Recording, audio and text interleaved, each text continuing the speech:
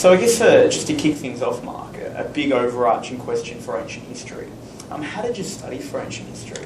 Well, for ancient history, I knew it was, a heavily content-based course, and so that I'd need really detailed notes for every topic I did within it. My historical period, my society.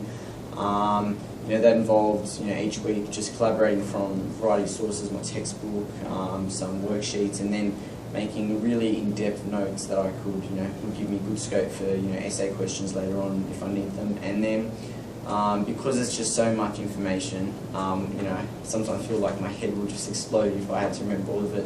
Throughout the year, I'd make it more concise, a bit more, each point significant, get rid of, some of the more irrelevant stuff, and just have a more set of concise notes before the HSC. So. Oh, great. And so you'd make the notes more concise by, going through practice questions in class or, exams and whatnot, and work out what's... Yeah, so once I did, exams and, class quizzes and stuff, I would find out which of my, information was important and significant, and which was, a bit just, space filler.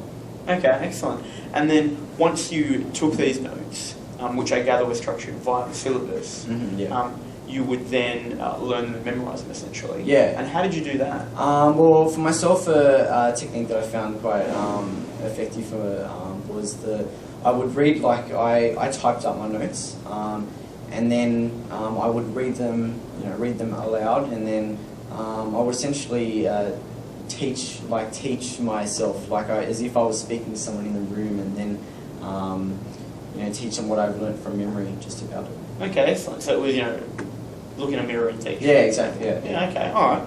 And so then, I guess that's part of the ancient history course. I guess is learning and understanding the content. The other part's really applying it. One of the parts that needs to be applied is in the essays, which is often, I think, areas that students struggle with. Yeah, and I mean that was what obviously I learned all my content before the HC itself, but the essay question is the historical period.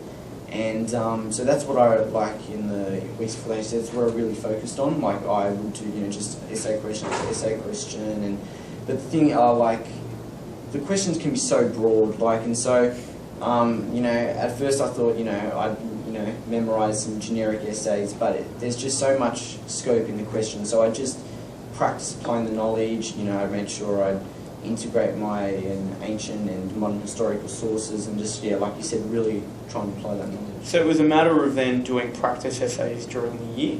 Yeah. Or more so just in that lead up to an assessment? More so in the lead up to an assessment or an exam.